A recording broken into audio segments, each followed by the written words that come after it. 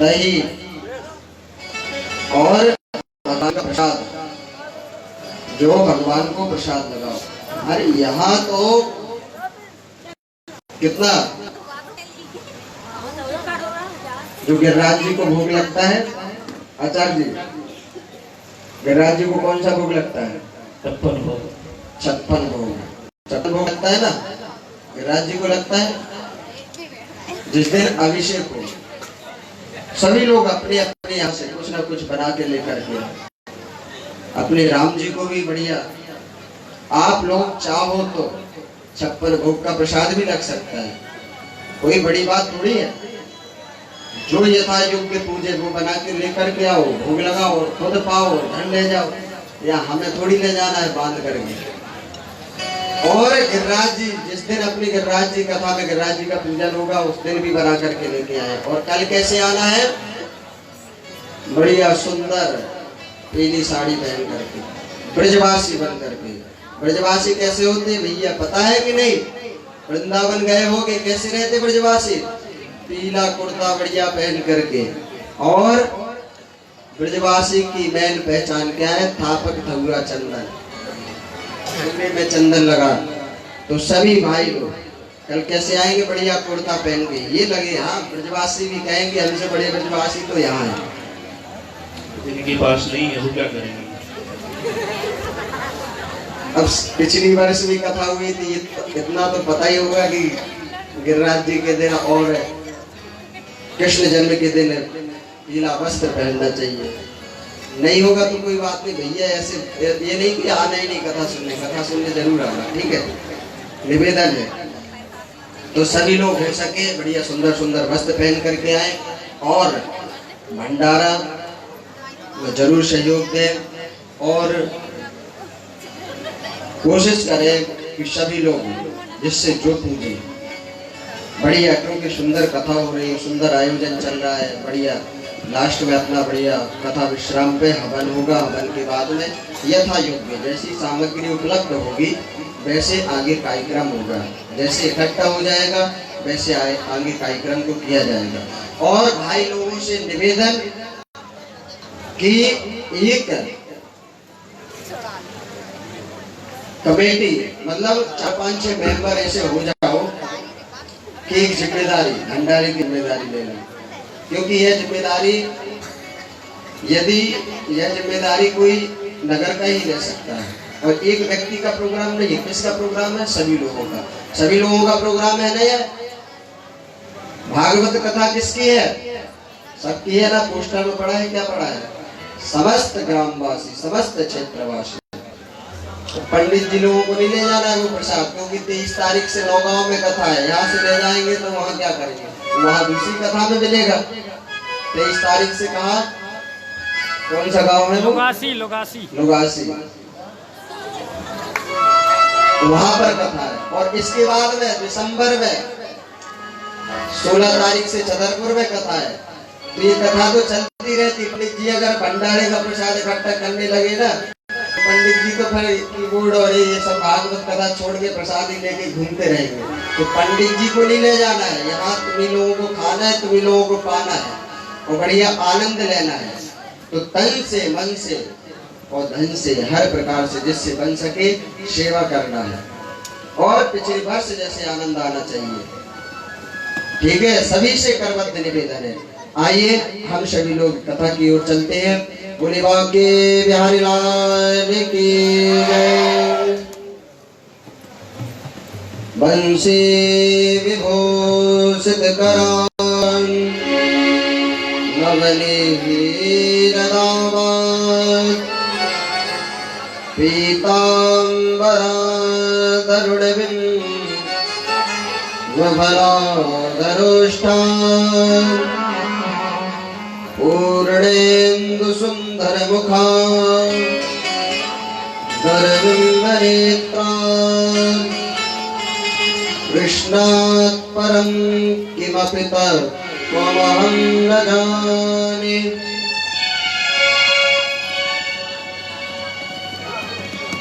ब्रह्मा के पुत्र श्री सुखदेव जी महाराज कहते हैं परीक्षित से कि ब्रह्मा के पुत्र हुए सनत सनंदन सनातन सनत कुमार, यह 4 ऋषि हैं। और यह कैसे ऋषि हैं कि ये एक कथा कहता 3 सुनते, यही ना हर समय चलता रहता। एक दिन वह क्षीर सागर गए भगवान के दर्शन करने के लिए।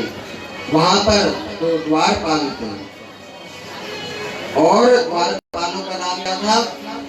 भगवान के जो द्वारपाल हैं उनका नाम क्या है? द्वारपालो हरि के प्रिय गो, द्वारपाल हरि के प्रिय गो, द्वारपाल हरि के प्रिय गो,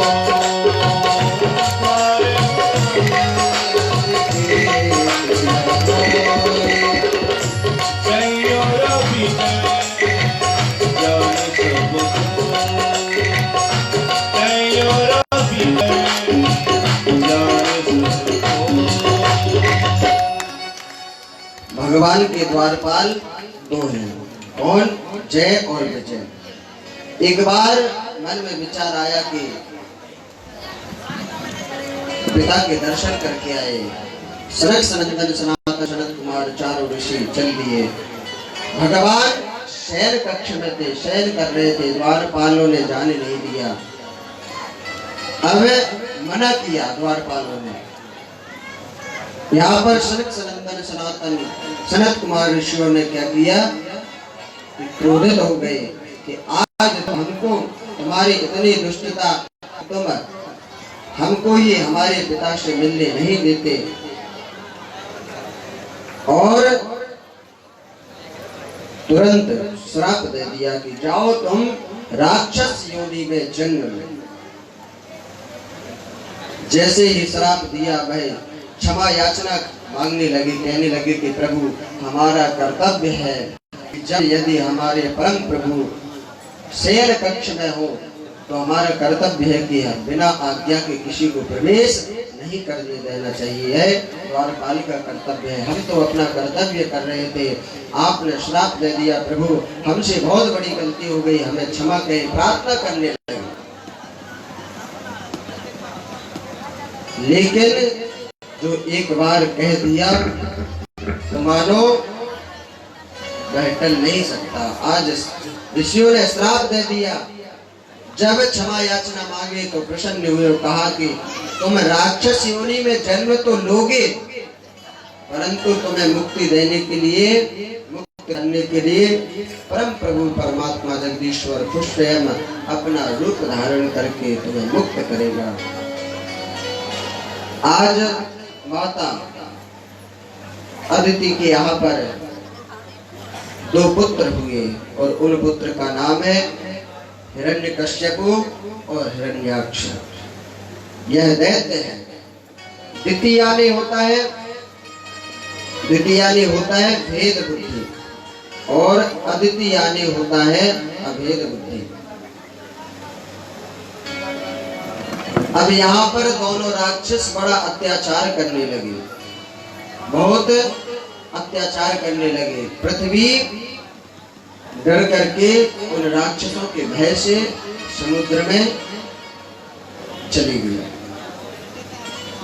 जब पृथ्वी पर अत्याचार होता है ना तो पृथ्वी गाय का रूप धारण करती है, समुद्र में चली जाती है।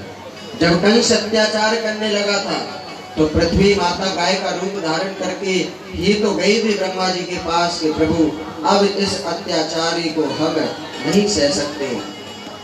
तब भगवान ने कहा था कि हम कहां पर?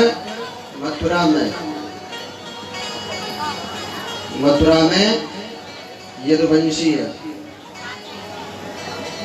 और मथुरा में जन्म लेंगे और भक्तों पर कृपा करेंगे।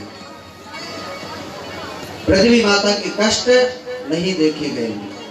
और आज वही दैत्य जो राक्षस हिरण्यकश्यप हिरण्याक्ष, ये दोनों बड़ा अत्याचार करते हैं।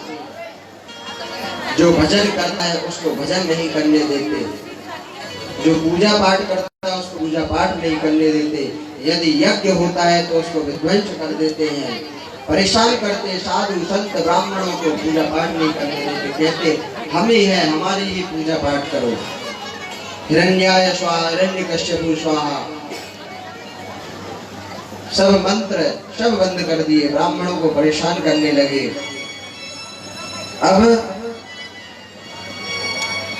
यहाँ पर समुद्र में पृथ्वी जाकर विलीन हो गई।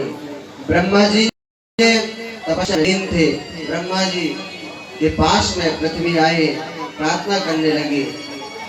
ब्रह्मा जी ने कहा कि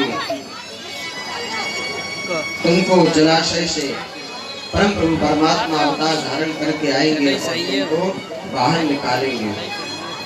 आज ब्रह्मा जी को जैसे ही छींक आई और छींक से एक 12 रूप में भगवान ने अवतार धारण किया, 12 रूप धारण करके।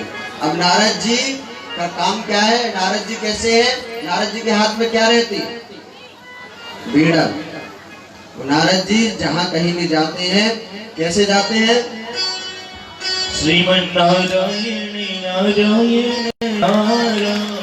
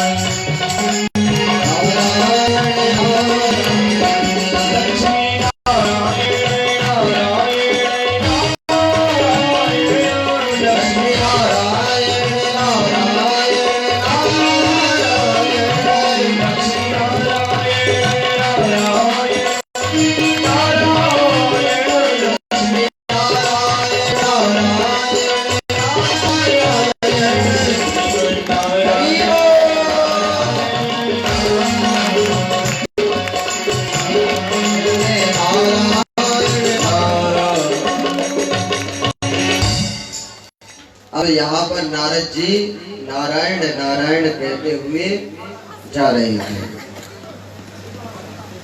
हिरण्याक्ष आया, हिरण्याक्ष ने देखा नारद जी जा रहे हैं, कहा अरे बाबा कहाँ जा रहे हो? क्या है नारायण नारायण लगा करके रखा है, क्या है ऐसे? केवल यही आता है कि और भी कुछ आता है? नारायण नारायण नारायण। प्राणी मिल गया है, अच्छा बढ़िया, भजन करते हुए जा रहे थे।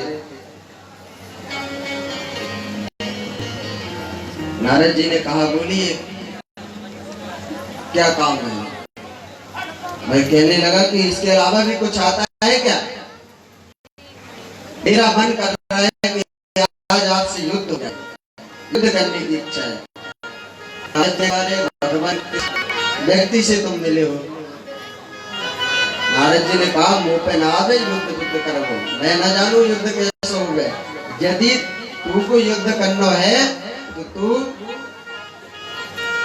मैं तुमको एक रास्ता बता देता हूँ। कौन सी रास्ता बताई? कि आगे जाओ, एक 12 अपने रात और पृथ्वी को लेकर के जा रहा हूँ, समुद्र में जाओ।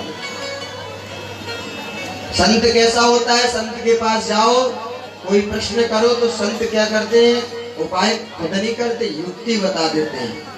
संत के पास आया वो, संत ने बता दिया कि हमसे नहीं आता युद्ध करना, हम नहीं जानते, हमसे केवल भजन आता है, हाँ उपाय है मेरे पास में, मैंने बता दिया। तुम्हारी जो खुजली है हाथों की ऐसी समाप्त होगी, ऐसी समाप्त होगी, जीवन में दोबारा खुजली होगी ही नहीं। बढ़िया अट्टहास करते हुए हिरण्याक्ष चल दिया। जैसे ही समुद्र में गया, समुद्र में जाए पहुंचा और देखा कि एक वाराह आ रहा है। देख करके तुरंत युद्ध करने लगा। अब वाराह भगवान को क्रोध आया और वाराह भगवान ने एक मुष्टिका का प्रहार किया और हिरण्याक्ष का वध हो गया। बोलिए भक्तवत्सल भगवान की। अब हिरण्याक्ष का वध करके वाराह भगवान पृथ्वी को समुद्र से निकाल करके लेके आए। अब यहाँ पर क्या हो गया, पृथ्वी माता को क्या हो गया, मान हो गया। कैसा मान हो गया, यही मान हो गया था किनको, गोपियों को। जब रास में भगवान ने रास किया ना, तो गोपियों के अंदर मान हो गया कि परम प्रभु परमात्मा जगदीश्वर को मेरे लिए रात्रि के समय रास करना पड़ा, हमारे बगैर नहीं रह सकते। और भगवान कहते हैं मान नहीं करना चाहिए, अभिमान नहीं करना चाहिए। भगवान को यह अच्छा नहीं लगता है। पृथ्वी को मान हो गया कि हमको बचाने के लिए भगवान को 12 रूप धारण करना पड़ा, 12 रूप धारण करके हमको बचाया। तुरंत पृथ्वी माता का मान दूर करने के लिए वाराह भगवान ने एक सुंदर स्थान, सुंदर जगह के दर्शन कराए। वह जगह कौन सी है, सबसे सुंदर जगह कौन सी है, श्री राधे, सबसे सुंदर जगह कौन सी है, वृंदावन। किसने कहा, हाथ खड़ा करो। सबसे सुंदर जगह वृंदावन है। वो क्यों है सुंदर, क्योंकि वह भगवान का धाम है। और ब्रजवासी कौन है भगवान के,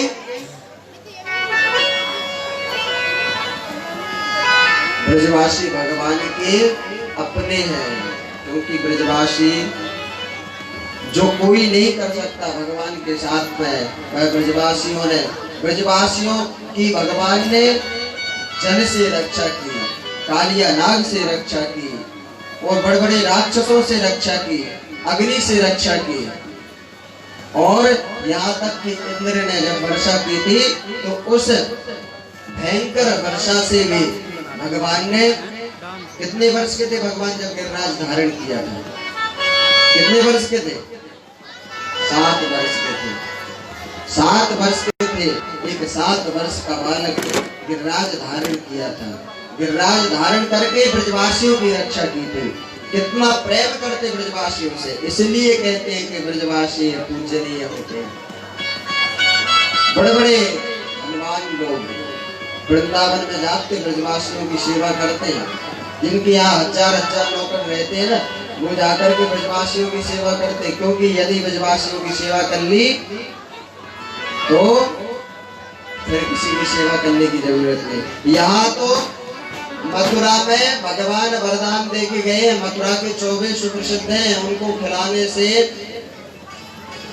1000 लोगों का भंडारा और एक 24 को खिलाना बराबर फल है।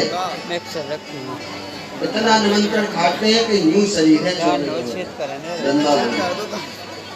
और एक बार तो एक भक्त आया चौबे जी के यहाँ निमंत्रण करने, कहा महाराज हमारे यहाँ पर निमंत्रण है। अब चौबे जी के यहाँ ज्यादा निमंत्रण होता है तो बदमाश भी है चौबे जी, क्यों, क्योंकि अब 10 जगह निमंत्रण खाना, वही पेट वही शरीर वही चौबे जी, बस भक्त अलग अलग हो जाते हैं।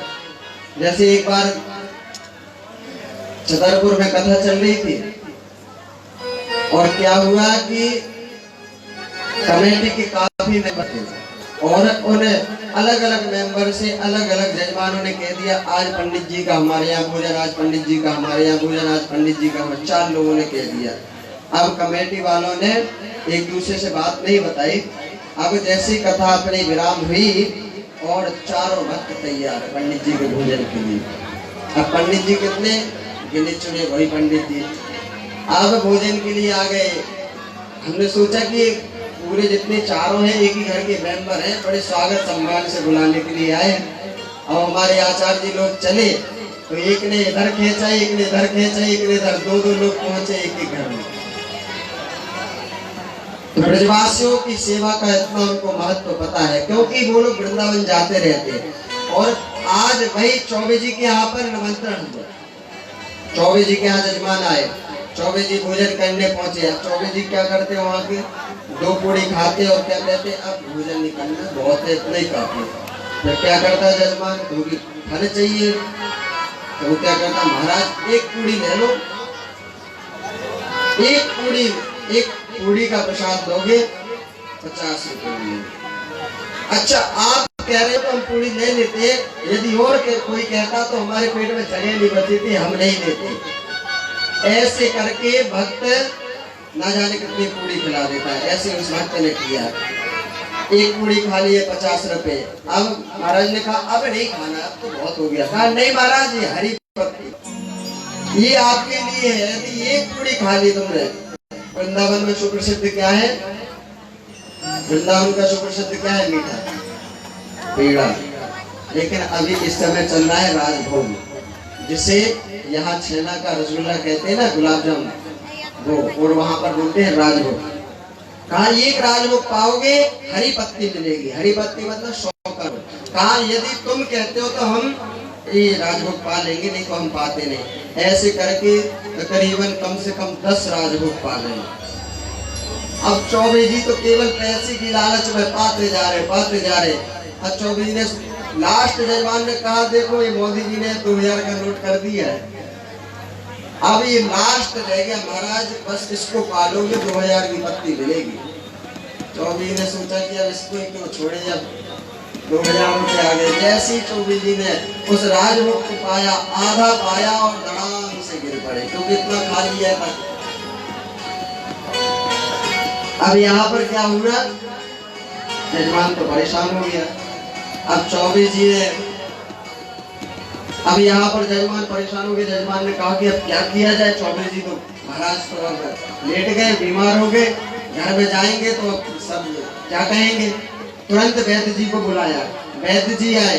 वैद्य जी ने तुरंत अपनी गोली निकाली और गोली निकाल करके कहा चौबे जी से, कहा कि प्रभु इस गोली को पालो, आप सही हो जाओगे। चौबे जी ने एक चटाक से दिया, कहा यदि इस गोली की जगह होती तो वो 2000 का नोट नहीं जाता। जो 2000 का नोट चला गया, आधा राजभोग खबा, आधा नहीं खबा। चौबे जी को तुरंत पलंग पे रखा, पलंग पे रख करके घर पे ले गए। अब चौबे जी जैसे घर पहुंचे तो तुरंत वहां 4 जजमान फिर निमंत्रण के लिए। तो ऐसे वृंदावन में चौबे जी का जब यहाँ से जाते ना, जिनको मालूम होता है तो वो ढूंढ करके चौबे जी को भोजन करा के फिर आते हैं। बहुत सरल बात है, गांव में तो 1000 लोगों को खिला दो, वहां जाके चौबे जी को खिला दो, तो पूरा फल मिल गया। इसलिए तो कहते हैं धर्म में जो हमारा तीर्थ होता है ना, वहां पर दान पुण्य क्यों बतलाया गया, क्योंकि 1000 गुना फल मिलता है उनको। घर में हम भागवत कथा यज्ञ सुनते कराते हैं, उसका हमको फल मिलता तो है, लेकिन उतना जितना तीर्थ में मिलता है उतना नहीं मिलता है। इसलिए तीर्थ में हम लोग जटाशंकर में भागवत कथा कराते हैं ना, सत्यनारायण सुनते हैं, इसलिए सुनते क्योंकि तीर्थ में ज्यादा। मंदिर में क्यों सुनते, क्योंकि मंदिर भी तीर्थ है, इसलिए मंदिर में ही भागवत कथा सुनते हैं, यज्ञ होता है, अनुष्ठान होता है, तीर्थ का सबसे ज्यादा महत्व होता है। और आज यहाँ पृथ्वी को गुमान हो गया और पृथ्वी को वृंदावन धाम के दर्शन कराए। पृथ्वी ने कहा यह क्या है, वह कहने लगी कि यह हमारा वृंदावन धाम है। प्रयागराज है ना, जो तीर्थों का राजा है, प्रयागराज तीर्थों का राजा। और तीर्थों का गुरु कौन है, तीर्थों का गुरु कौन है पता है?